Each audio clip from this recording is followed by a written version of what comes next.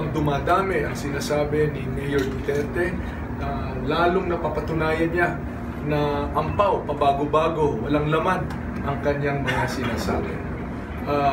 Kahapon lamang, in a span of 48 hours, nakita natin 3 beses bumaliktad ang kanyang posisyon tungkol sa issue ng West Philippine Sea. Ay nakita po natin na una, sabi niya, ibabasura niya itong ating kaso sa arbitration. Pupunta siya doon, magje-jet ski daw siya doon, parang macho sa kalagitnaan ng West Philippine Sea at hahamunin ng China na barilan o suntukan. Pagkatapos noon ay bumaliktad ang kanyang posisyon, sabi niya na bilateral ang gusto niya. At panghuli, medyo sa gabi na, nagbago muli ang kanyang posisyon at sinabi niya tama lamang na doon tayo sa arbitration.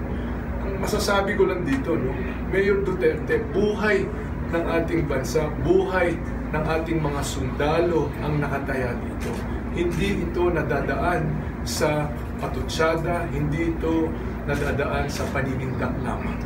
At napakahalaga po na malaman mo kung hindi pa klaro sa iyo, ang pagiging Pangulo ay Commander-in-Chief ng ating Armed Forces. Kung ano ang utos, kung anong salita ng Commander-in-Chief ay sinusunod ng mga sundalo, kahit pa mapanganib ito sa kanilang kaligtasan.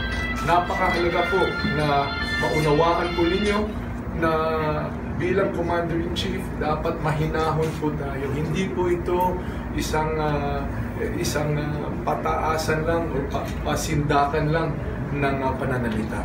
May mga buhay na nakataya dito.